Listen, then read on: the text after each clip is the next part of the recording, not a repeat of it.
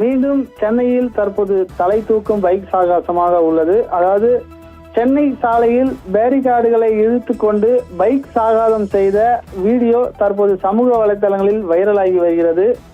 5க்கும் மேற்பட்ட பைக்குகளில் இளைஞர்கள் பைக் சாகசத்தில் சென்று சாலையில் போலீசார் வைத்திருந்த பேரிகார்டுகளை பைக்கில் செல்லும் போது இழுத்து கொண்டு செல்வது போன்ற வீடியோவில் பதிவாகியுள்ளது.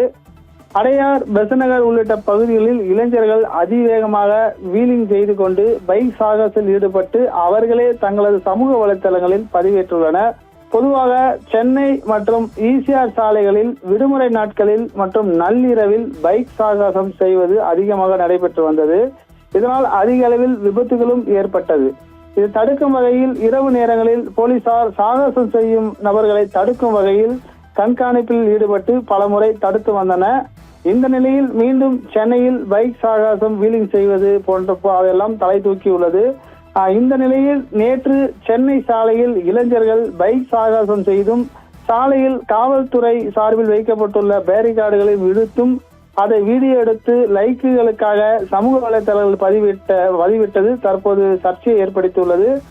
சமூக வலைதளங்கள் பதிவிட்ட வீடியோவை வைத்து போக்குவரத்து போலீசார் விசாரணை மேற்கொண்டு வருகின்றனர்.